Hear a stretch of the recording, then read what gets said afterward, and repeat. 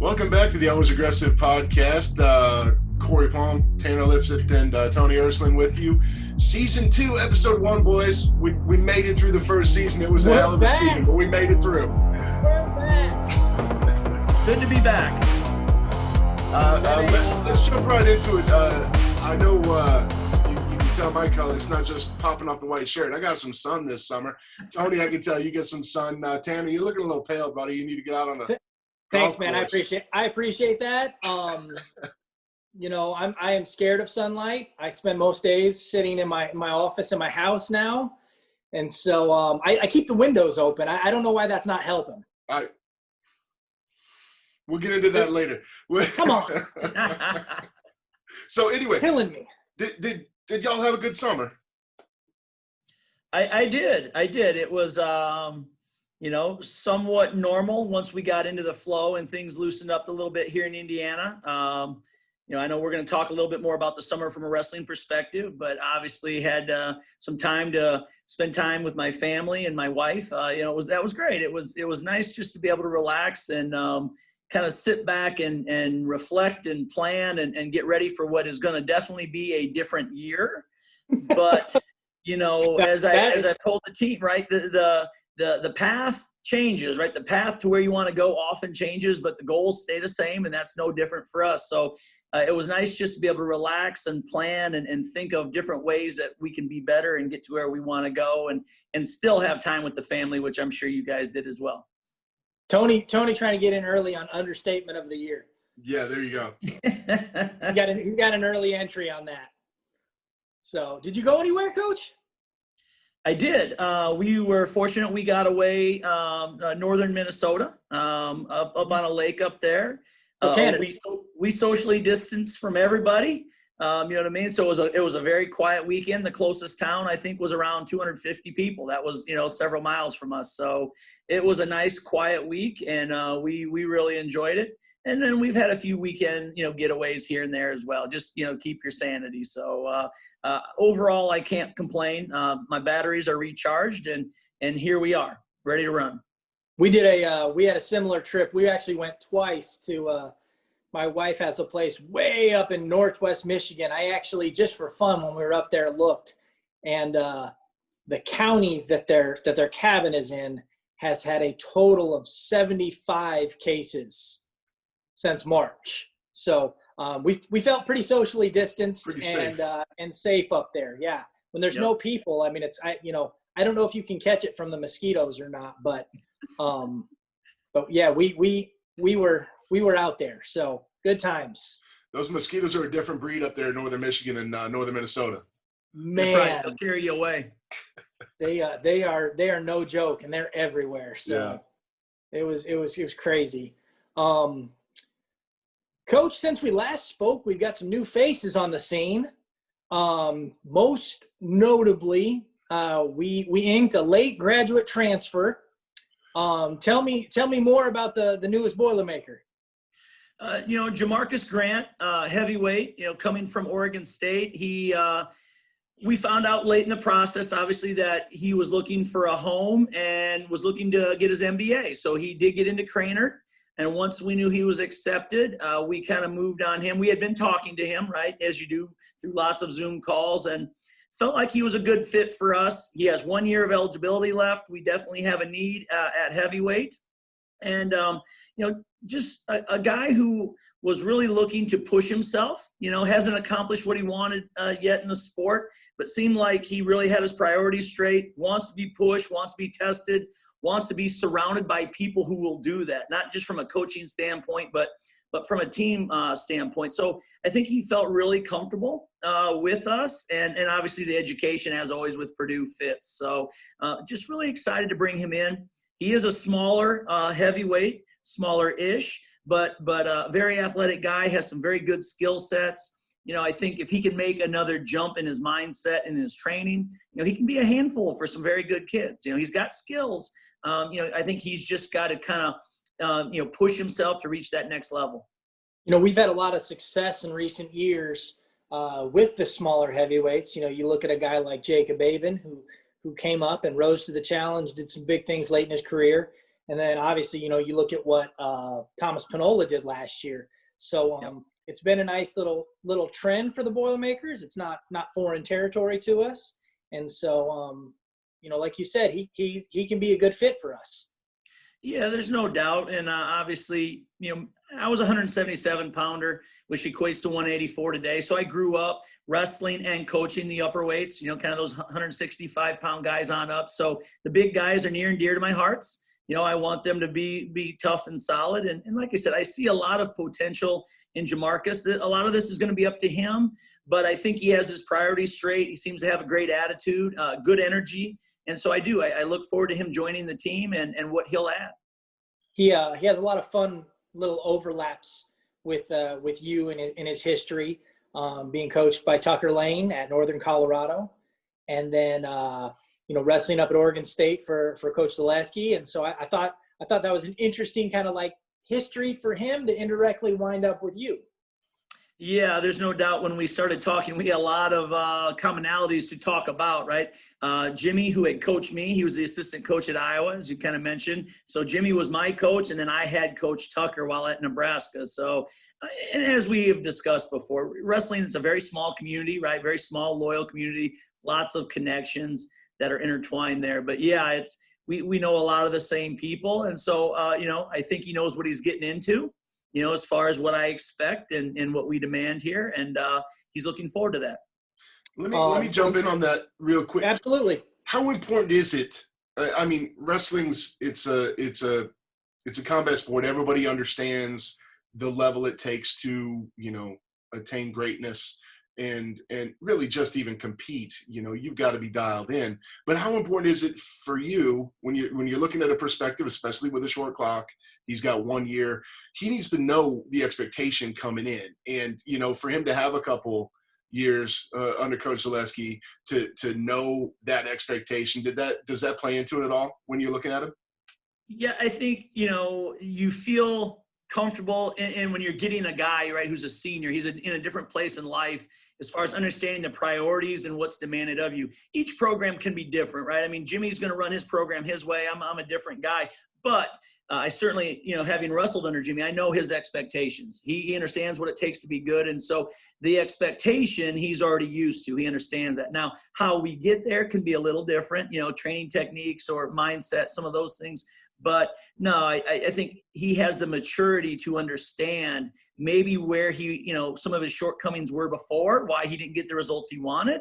And he seems very open to embracing what we're doing. And that's what you want. When you're on a short clock, you can't have somebody where you're going to have to fight hard, tooth and nail to change old habits, right? I mean, you just don't have that time. You really need to get a guy who's coachable, is going to have a great attitude, but still have the talents and the skill sets that can help him. And that's certainly what I saw in Jamarcus. He has the skill sets and the talent, and I've really enjoyed his attitude. So I think, he's going to be open and like I said, wants to be pushed.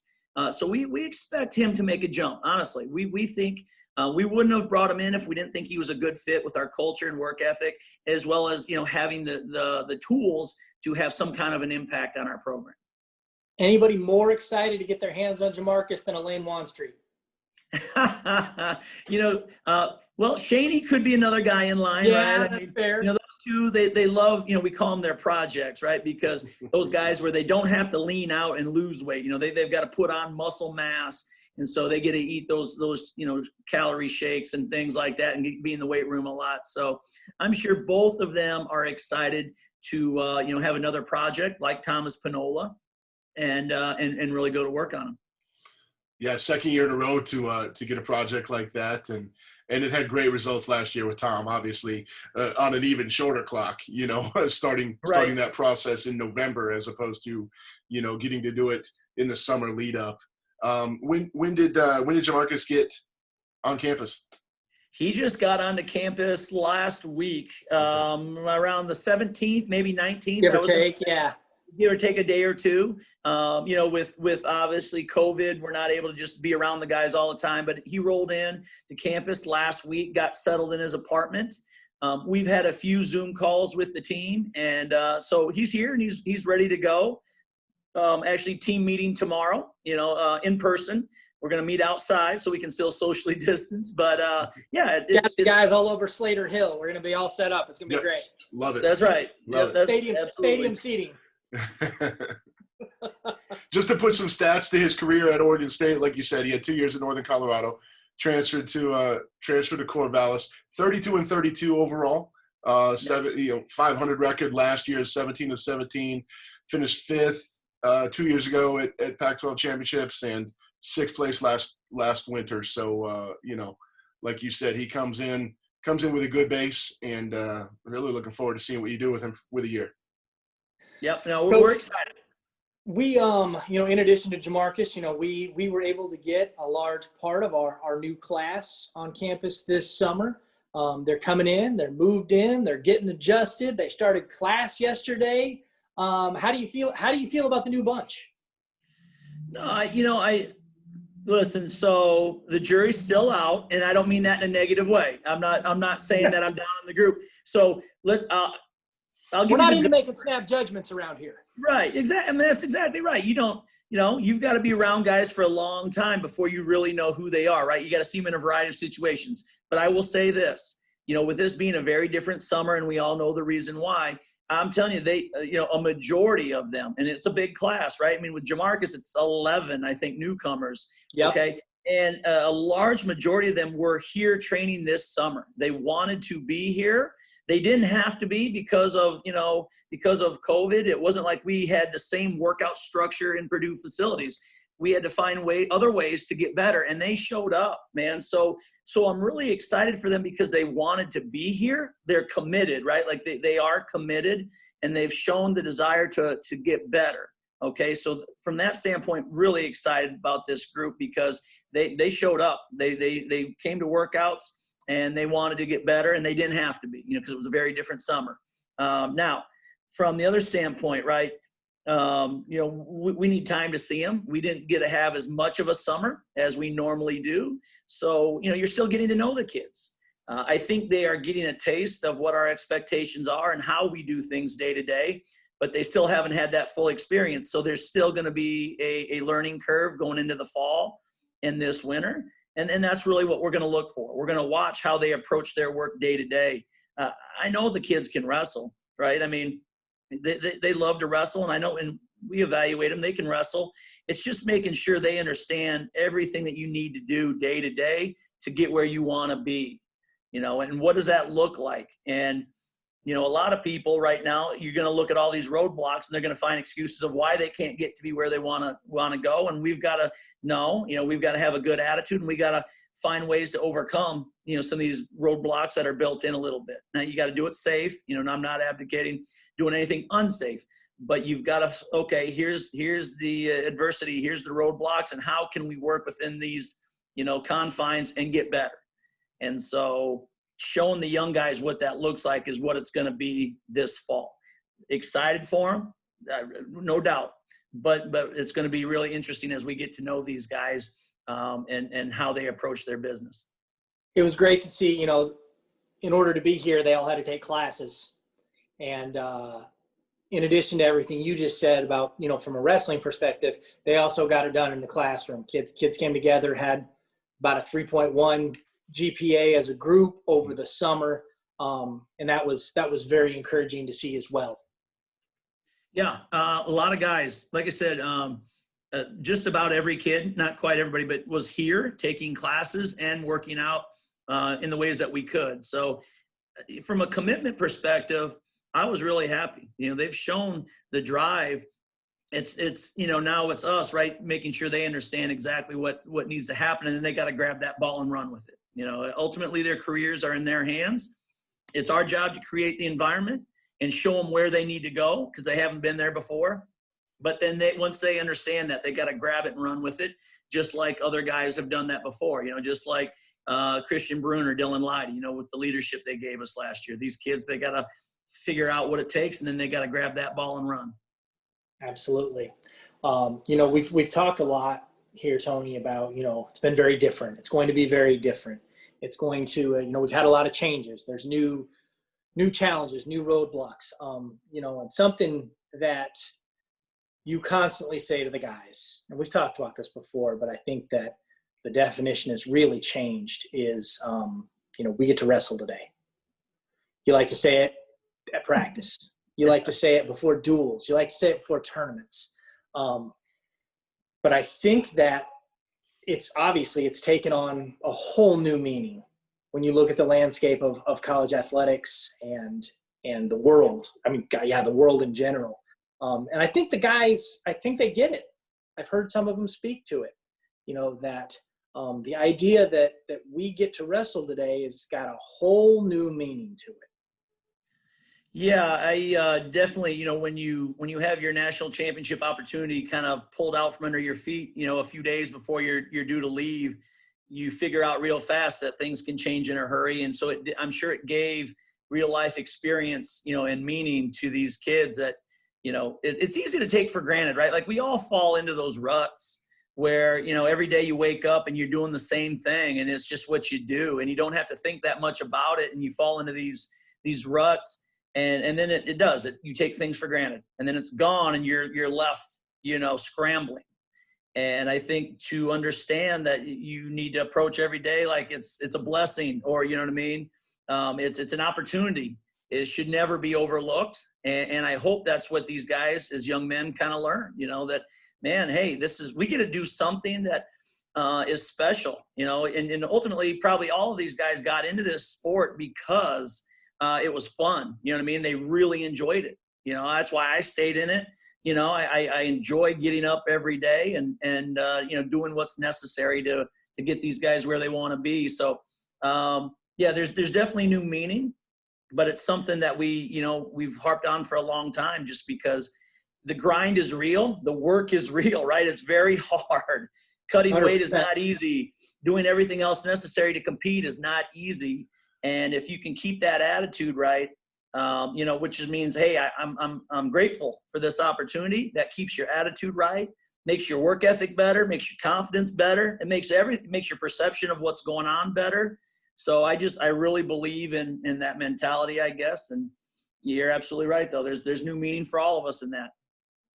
I was talking with another coach. This was a while back, and I talked to a lot of coaches in my job, and one of his big takeaways, Tanner, you guys are talking about challenges. Every time you see a challenge or a roadblock, there's two ways that can go, right? It can become something that you overcame, or it can become an excuse for your failure. And having that right mindset, being, okay, I'm going to overcome this. All the challenges that are ahead that we don't even know about yet. We know they're there. We just don't know what they are yet. Don't let them be an excuse for your failure. Let them be something that you overcame on your way to success. And it's just, I loved how he put it that way. And it's part and parcel with what you're saying. We get to do this. We have a positive attitude to do this every chance we step on the mat, because you never know. No doubt. Grateful for the opportunity to put your foot on the line. Yep. So, lots of opportunities coming. Lots of them. So, speaking of opportunity, and speaking of some of the changes, Purdue recently launched the More Than a Game Fund with the John Purdue Club. Due to the postponement of fall sports, the landscape of athletics in the Big Ten has changed drastically. And one of the ways we're looking to make that up is through the More Than a Game Fund. And, it's going to affect all of us in a very strong way, whether you are a fan, whether you are a student athlete, whether you are a coach, whether you're an employee. And so, what does it mean to you, Tony, and what does it mean to our program? Yeah, I think, now more than ever, as you said, it's important to support those programs in that athletic department that you value, right?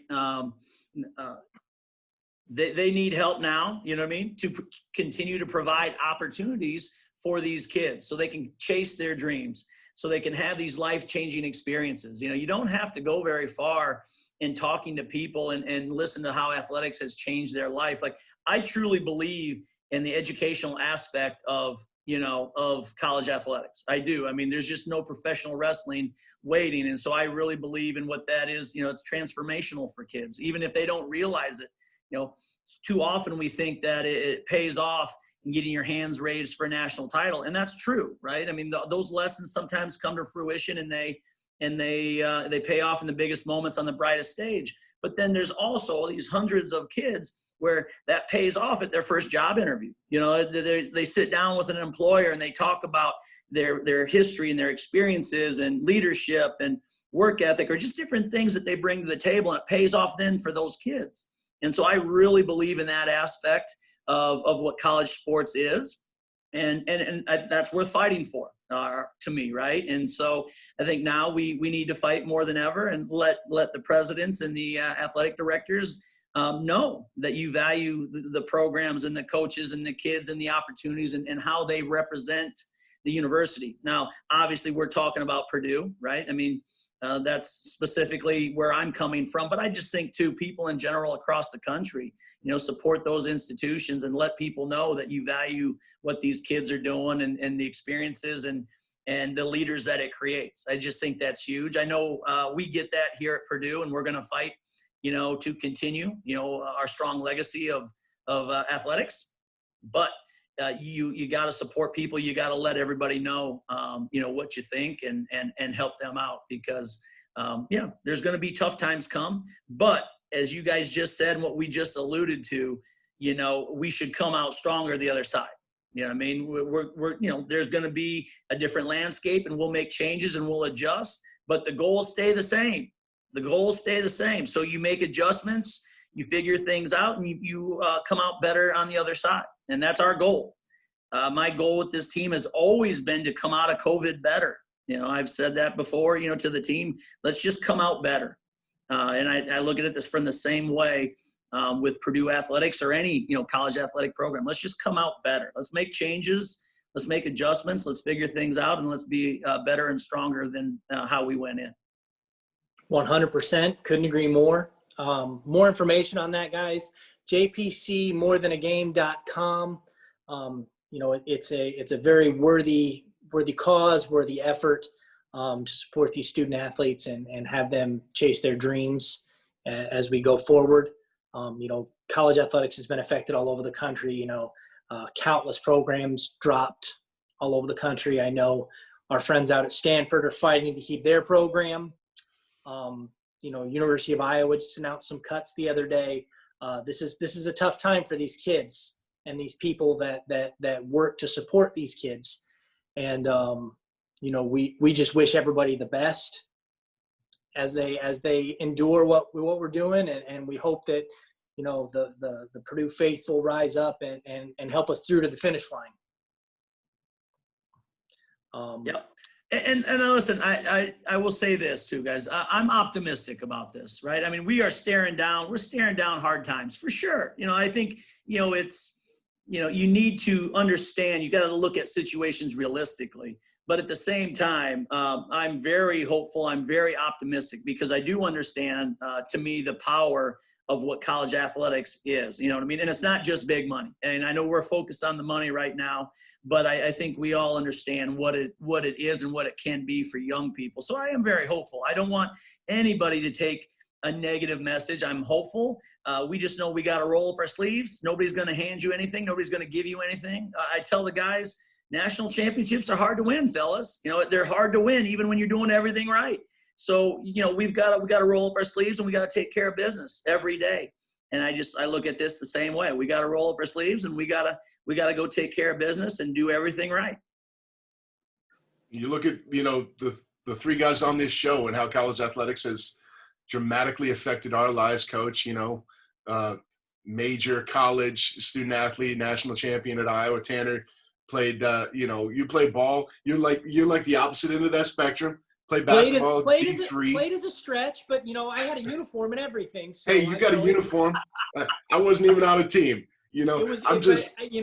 Like you said, I cannot overstate more of what a role of how college athletics has shaped my life and the relationships that I made in college through basketball and how that shaped me and where that has taken me. I would not be sitting right here, right now, if it weren't for my opportunity to play NCAA sports. And so I hope that idea and that concept is not lost on people. That is my hope and my wish and my prayer that, like Coach said, this is not about professional sports. This is not about money. This is about opportunities for young people and a way to change their lives. And that is, that's the message. Mm-hmm. That is the overriding thing that, the joy that it brings people to be able to watch it and support their teams and families, and the way that, kids that would not be able to go to college if it were not for athletics. They have worked hard to be good at their sport, and they are afforded an opportunity that they will not get otherwise. Mm-hmm. These are the things that I hope are not lost on people. ESPN and the other networks, they want to run all the money, and they want to run the financial statements, and they want to run that stuff. And I cannot stress that. I can't stress enough that it's so much more than the money. It's so much more than the money. It's, this is about young people and their dreams. Yep. And the last thing I'll add to that is, we were fortunate. We had Jordan Burroughs on with us the other night. And that was incredible. That was incredible. It was great. And I had a lot of, obviously he's charismatic, well-spoken, but you think of how his life has changed, right? And the impact that he's had on other people just because of the platform he has now, right? And those are the things that we need to keep, in mind, those kinds of stories and the impact that you have, and that he'll continue to have, right? He will continue through the course of his life to probably impact millions. He's got hundreds of thousands of followers, and he has platforms to impact people. And so, those are the things that I reflect on, that I see and that I value. I think those are, the things people need to kind of think about and remember. Huge shout out to Jordan Burroughs. That was, even for me, my career is long since over, but the things that he said and the opinions that he had and the way just the way he composed himself and talked to our guys, it was incredible. It was an amazing experience. So, speaking of JB, that was the nice thing. I'm sorry, I'll go off track. No, go ahead. Go. That was the great thing though about, I should be careful how I say it. I'm going to say about quarantine, right? But we did have lots of speakers. We were able to have different people talk to the guys. We had Kevin Jackson talk to the guys. We'll have more even, but it's been nice to get some of those people on and hear their different perspectives. I do think that has been kind of, when you're looking for, positives out of negative situations sometimes. That's been one of for me, is we've had some incredible guests on, and to hear their perspectives has been really good, and I think great for the team as well. Yeah. Speaking of JB, speaking of freestyle and professional competition, it's been cool to see, some of these wrestling showcases that are starting to pop up across the country. There was one over in Chicago. There was one down in Texas. There's ones coming that I believe is somewhere out east. Is it in Virginia? Somewhere out east. I thought Virginia, but I am less certain about that, honestly. Yes, 100. Yeah, but regardless, it's been great to see some wrestling. We've gotten to see some very high level matches, and a nice combination of college guys and pro guys and a few different styles, and it's been great to watch some wrestling. Yeah, money matches, they have kind of become a thing, more of a thing, and I think you'll continue to see that, with women, as well. I think there's going to be a lot of growth and opportunity there for all aspects of wrestling. So that's been exciting, and I think by and large, what I've seen, it's been well received. People are thirsty and hungry, and we've talked about the Big Ten TV ratings, how outstanding they were. So clearly there's an audience for it, and it will be interesting to see the growth and development of that aspect of the sport, where there's cards, right? Just like fight cards, there's more and more cards with matchups and creating those kinds of things. So again, maybe this is going to be a positive that we see out of this in terms of growth of the sport. And I think wrestling's kind of in a perfect position to take advantage of the emerging technologies, right? It used to be, if you wanted a lot of eyes on your event. You needed a major television network to sign on and sink hundreds of thousands of dollars into a production. That ain't the case anymore. You can roll out, a smaller scale production. It's a very confined area, so you can do it, technically with a smaller footprint. And there's lots of online forums or platforms that they're able to take advantage of built-in fan bases in a lot of them. And it's kind of the perfect sport for the 21st century, I think, in that way. And on top of top level wrestling, there's been some top level trash talk on social media too, which is kind of fun to follow from the fan perspective. Corey, you bring that up in the technology aspect. I thought it was cool that going back to basketball, which I typically do. The basketball tournament, the big event they had over in Columbus, it was incredible. They had the guys calling the matches, or the games. The guys calling the games, the play-by-play and color commentary. Not only were they not on site, they were not in the same place. They were in two different states, calling the same basketball game via video, and it was fairly seamless. Yeah. So it's it's a new age when you look at the technology and the way that they can produce different sporting events. And I think it's only going to grow and get better. And I think it could mean a lot for wrestling. Yeah, definitely. Yep. I think that's important as well when you're looking at what this year could be, right? When you're talking about how you control the environment, wrestling is in a unique position where we don't have to have 11 guys running offense, right? I mean, you don't need 22 guys out there in the field at the same time. And we can send them out one-on-one, you know what I mean? And so it really cuts down on the contact tracing, the term we've all become familiar with. So you could have weigh-ins in separate locker rooms and they never see each other until they come out on the mat, you know what I mean? And it's just two guys. So I think, for where we're at right now, there is some positive in terms of how we can control the environment and situations we can create to train. So that's why maybe we continue to see this grow for the time being. I hope so. I really hope so. Did you have any favorite matches that you've seen so far? I know you've watched some of these cards that have happened so far. Was there any one or any match that stood out to you that was especially awesome? Well, I mean, I enjoyed the Dake Camizo match. You know what I mean? There was a lot of lead up to that. Everybody's won world titles. You know what I mean? Now, with Dake coming down to 74 kilo, being an Olympic year, that will be very interesting to see how that works out with him down to weight. Does that have an effect at all? So I was really interested in that match. It was just fun to watch two very talented guys. I was really impressed, though, David Taylor looking, with what he did in his match. That was impressive. Just attack. I was just thinking the same thing. David was incredible. He had points going up on the scoreboard like it was a pinball machine. You know what I mean? So I thought that was impressive. Clearly, and against a really good opponent too. Yes, yeah. I mean, nothing against Miles Martin, right? I mean, nothing at all. That was Dake was after him hard, and you can see that he's really committed to what he wants to do. He's been gone a little bit, right? He had the injury, and so now he's kind of making his way back. So I was interested to see him and what he would look like. That was very impressive.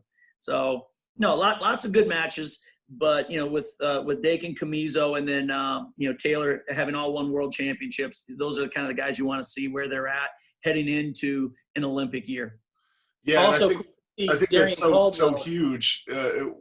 Since there were so many world competitions canceled the last 6 months, to be able to have top end competition less than a year out from Tokyo, rescheduled Tokyo is great to see these guys being able to stay sharp. Yeah, no doubt. I mean, not everybody, when you look at these matches, was in great shape, right? But they went out and they competed hard. I think you bringing up Darian Caldwell. That guy. There was a fan interest there, and I thought he did relatively well, honestly, for not competing. In terms of just straight wrestling for a very, very long time. The conditioning aspect of it is totally different. You're talking about a 6-minute match. Very, very condensed amount of time. So. I thought it was interesting. There was a lot of different interesting angles to watch for different people. I'm not a big trash talker guy, just so you know. I'm sure fans do enjoy it. I got the gray hair, you guys can see, so I'm a little old school. I'd rather see guys just go out and take care of their business.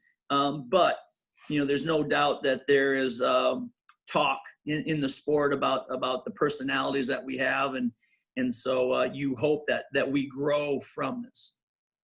Yeah. So yeah, that next card will be fun to watch.